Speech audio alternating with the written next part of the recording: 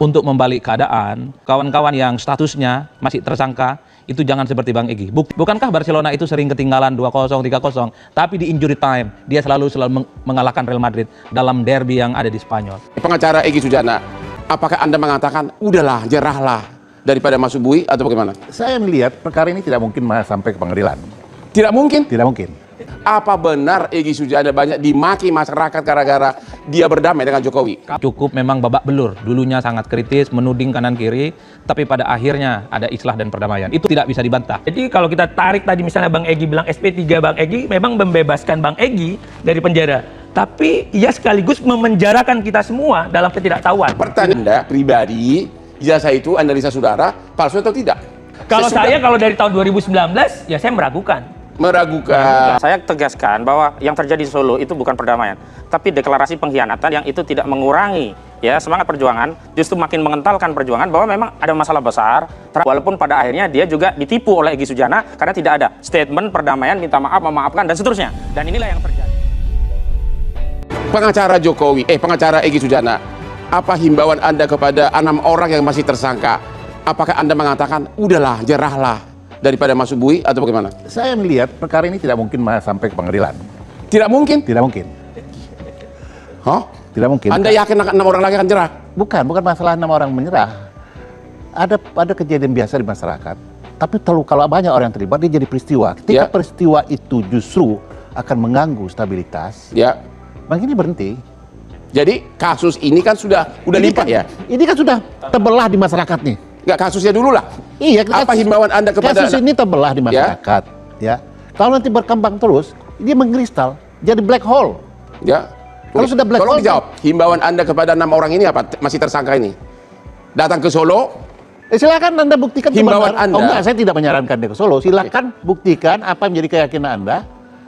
Lanjutkan. Artinya apa kalau menjadi perjuangan. Berjuang atau masuk penjara, begitu kan? Oh, soal penjara itu bukan kewenangan Bang Hotman, bukan kewenangan saya. Kita sama-sama kayak ini, Bang. Oke, karena politisi kita, saya mau Anda jawab dulu jujur. Apa benar Egy Sujana banyak dimaki masyarakat gara-gara dia berdamai dengan Jokowi? Kalau kita melihat sentimen publik di media sosial, memang cukup dibully dan cukup memang babak belur. Dulunya sangat kritis, menuding kanan kiri, tapi pada akhirnya ada islah dan perdamaian. Itu faktual. Itu tidak bisa dibantah. Faktual lainnya adalah ini kasus dihentikan untuk Bang Egy dan damai. Nah, tentu Bang Hotman untuk membalik keadaan, kita yang melihat dari jauh, kawan-kawan yang statusnya masih tersangka, itu jangan seperti Bang Egy. Buktikan ini di pengadilan, buktikan ini secara hukum, bahwa apa yang dilakukan oleh Bang Egy itu tidak benar. Satu-satunya itu adalah membuktikan itu di pengadilan. Bukankah Barcelona itu sering ketinggalan 2-0, 3-0, tapi di injury time, dia selalu mengalahkan Real Madrid dalam derby yang ada di Spanyol. Dan itu yang kemudian ditunggu. Anda sebagai politisi, tahu dong sistem Indonesia ini tidak seperti pertandingan bola di luar negeri. Oh ya, kalau kita membaca argumentasi. Pertanyaan saya, kalau kasus ini berlanjut terus secara politis, Anda yakin nggak 6 orang ini bakal masuk penjara? Coba analisa pribadi dulu. Kalau itu domain dari penegak hukum, tapi kalau kasus ini sudah dilimpahkan ke pengadilan, itu kan dianggap sudah memenuhi ada unsur pidana. Jadi resiko di penjara? Resikonya agak sedikit resisten. Karena apa, Bang? Soal hukum itu tidak bisa ditafsirkan secara politik. Ini hitam dan putih dan pastinya penyidik punya bukti. Oleh karena itu, cara untuk membalikkan keadaan ini, ya buktikan di pengadilan bahwa proses ini tidak ada yang benar. Kadang-kadang kami pengacara ini hitam putih ada, abu-abu, kuning, jingga juga ada. Kalau hukum hitam putih, Bang. Pak Asmi, gimana? Apakah menurut Anda secara hukum, secara prosedur formal 6 orang ini pasti masuk penjara kalau dilimpahkan? Itu dulu, terlepas dari dulu soal kebenaran apapun, ya. Pasti masuk nggak kalau limpah? Saya merasa tidak, Bang Hotman. Karena mens rea pelaku tidak bermula dari kejahatan, tapi mereka ingin ada transparansi dan keterbukaan terlepas publik. dari substansi dulu, dari segi alam semesta Indonesia, politik dan sebagainya, pengaruh Jokowi yang masih benar-benar. Saya kira hakim kita cukup jernih dan berani. Yang penting jaksa aja berani P21 terus jalan, dan saya kira inilah menjadi perang bukti ya, jadi adu bukti. Jadi kalau kita tarik tadi misalnya Bang Egy bilang SP3 Bang Egy memang membebaskan Bang Egy dari penjara, tapi ia sekaligus memenjarakan kita semua dalam ketidaktahuan. Pertanyaan, karena kita bicara hukum, Anda kan sudah sering melihat kasus ini di media. Menurut Anda pribadi, ijazah itu analisa saudara palsu atau tidak? Sebagai Anda kasih komentar, tapi harus berani dong mengatakan. Satu, memang kan harus saya bilang, kan kita harus lihat Ya kalau kan material ya, lihat dong objek ijazahnya, perbandingannya. Udah langsung aja to the point deh. Kalau saya kalau dari tahun 2019 ya saya meragukan. Karena dari 2019 tema ini di bawah Pak Ahmad, terus. sekarang giliran di Anda. Mereka sudah pesta pora, ketawa-ketawa di atas kemenangan. Jadi tadi lihat wajah Anda cemberut. Saya yakin Anda kalau bisa habis ini kita berdansa. Saya ajak Anda. Oke, sekarang apa tanggapan Anda atas semua kemenangan ini? Ya, ini kemenangan semu, deklarasi yang menurut saya terlalu prematur. Karena kalau kita bicara kemenangan itu adalah berdasarkan putusan keadilan yang berkekuatan hukum tetap. Dan itu masih lama. Yang kedua, saya tegaskan bahwa yang terjadi di Solo itu bukan perdamaian, tapi deklarasi pengkhianatan yang itu tidak mengurangi ya semangat perjuangan, justru makin mengentalkan perjuangan bahwa memang ada masalah besar terhadap ijazah tersebut, sehingga saudara Joko Widodo begitu sibuk untuk mengupayakan perdamaian itu, walaupun pada akhirnya dia juga ditipu oleh Egy Sujana karena tidak ada statement perdamaian, minta maaf, memaafkan, dan seterusnya. Dan inilah yang terjadi, kubu Jokowi sebagian juga marah kepada Egy Sujana karena setelah pergi dengan perdamaian itu dia menyatakan tidak pernah minta maaf, soal ijazah juga tidak pernah diakui oleh Egy Sujana, apakah ijazah tersebut menjadi sah, dan apalagi Egy Sujana bukanlah orang yang melihat barang itu begitu. Dan ketika gelar perkara khusus ditunjukkan barang itu tidak mengkonfirmasi barang itu asli, tapi hanya mengkonfirmasi bahwa bukti itu ada dan telah disita oleh penyidik. Seterusnya, bahwa hari ini persoalan selanjutnya adalah apakah ya 6 orang sisanya akan tetap teguh karena dia membawa misi rakyat, misi publik yang ingin melihat persoalan ini menjadi hitam dan putih, bukan ditutup dengan narasi perdamaian dan menghilangkan apa yang sebenarnya menjadi perdebatan publik. Lagi pula, perdamaian ini tidak pernah membuat sehelai rambut pun merubah keyakinan dari yang palsu menjadi asli. Kenapa? Memang perdamaian itu tidak membahas masalah asli dan palsu, tidak ada substansi pengakuan asli atau palsu, tidak ada perdamaian yang mengatakan itu asli dan palsu.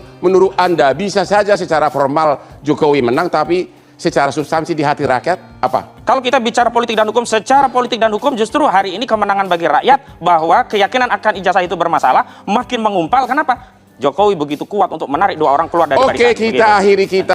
Menarik sekali pernyataan dari ahli, pakar politik, dan pakar hukum ini ya, termasuk Prof. Asmi yang mengatakan bahwa yakin dari tahun 2019 sebenarnya sudah curiga dengan ijazah tersebut.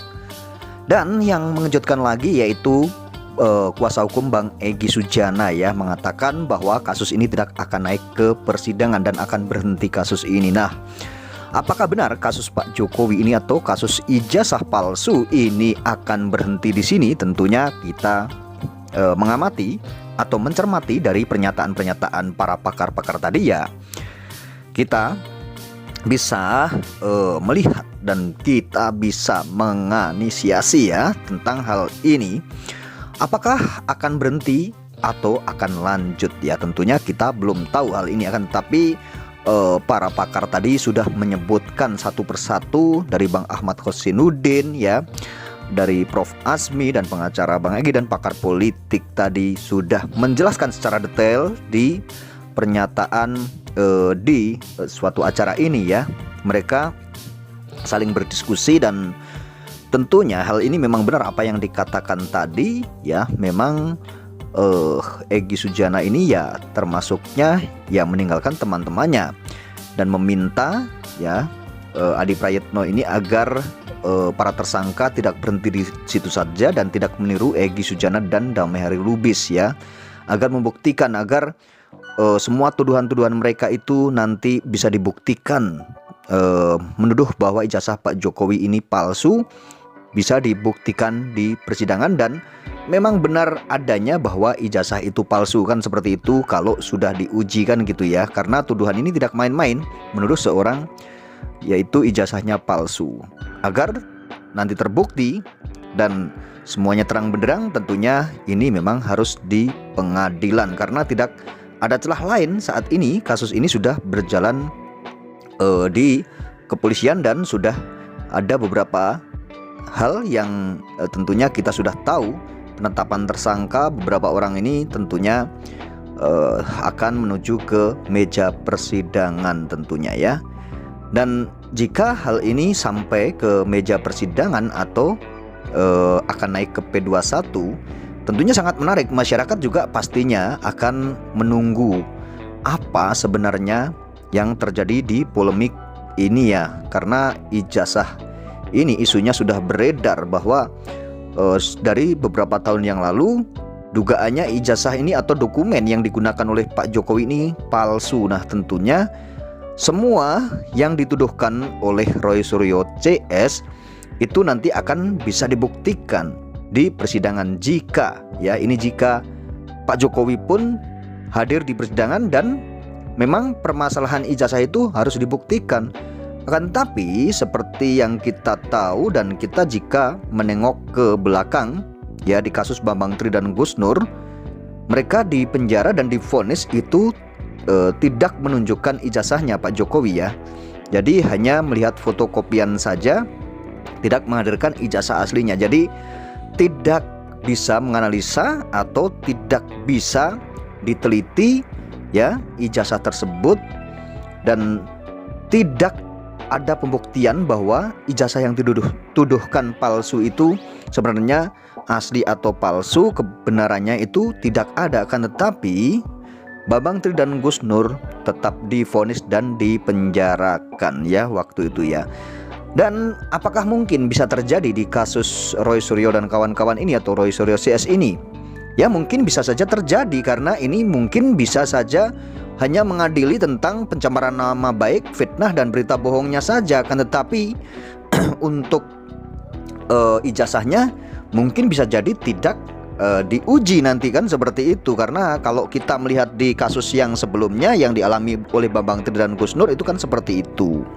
Ya jadi mungkin bisa saja terjadi ya. Kan tetapi seharusnya memang sebelum di persidangan harusnya ya memang sudah dibuktikan dulu ya, sebelum mereka ini dijadikan tersangka juga harusnya dibuktikan dulu bahwa ijazah itu asli atau palsu, karena memang dari awalnya itu permasalahannya ya, yang dituduhkan itu ijazah itu asli atau palsu kan, itu yang menjadi polemik kan ya. Akan tetapi mereka sudah ditersangkakan dan ijazah tersebut hanya lembaga kepolisian saja yang mengatakan bahwa ijazah Pak Jokowi ini asli dan sudah identik gitu ya. Itu hanya lembaga kepolisian saja. Apakah lembaga kepolisian bisa dipercaya?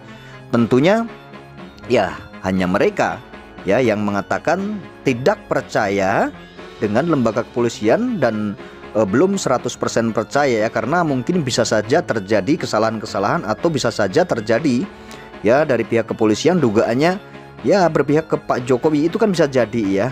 Jadi mereka juga kemarin sudah mengajukan uji laboratorium yang independen ya, untuk menguji ijazah Pak Jokowi ini atau menganalisa atau meneliti ijazah Pak Jokowi. Tapi hingga saat ini pun tidak terjadi ya hal tersebut.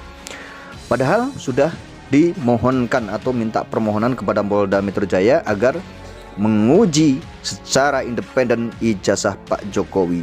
Hingga saat ini belum terjadi dan tidak ada pengujian, padahal mereka sudah ditetapkan sebagai tersangka dan kasusnya ini sudah dilimpahkan ke kejaksaan ya.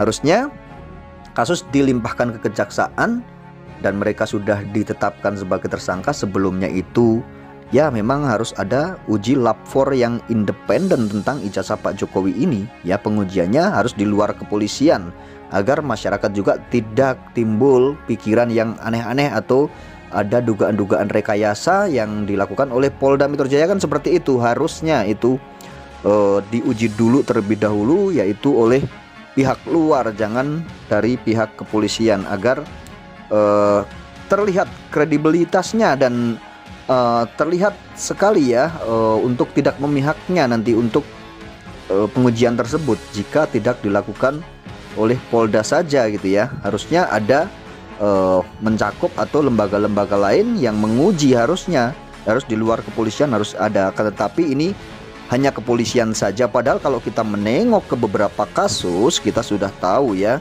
ada beberapa hal yang tentunya kita bisa berkaca dengan kasus tersebut. Ada dugaan-dugaan sebuah rekayasa gitu ya dari pihak atau dari oknum kepolisian atau dari oknum Polri sendiri. Jadi jika Roy Suryo dan kawan-kawan ini meminta dari pihak yang independen, lapor yang independen, itu sebenarnya ada baiknya dan ada benarnya juga, agar semuanya terang benderang dan tidak ada keberpihakan gitu ya. Jika hanya di lab 4 Polri ya mungkin bisa jadi ya kan, namanya juga Pak Jokowi ini, kita semua sudah tahu bahwa Pak Jokowi ini pengaruhnya sangat besar sekali terhadap kepolisian. Bahkan mungkin Pak Kapolrinya saja bisa diperintah oleh Pak Jokowi menurut berita yang beredar kemarin ya. bahwa Egy Sujana memerintah Pak Jokowi agar nelpon Pak Kapolri, nelpon di Reskrimum atau Dirkrimum gitu ya kemarin. Itu kan bisa jadi sebuah contoh juga. Oke, terima kasih banyak. Bagaimana pendapat kalian di video ini? Silahkan komentar di kolom komentar video saya ini.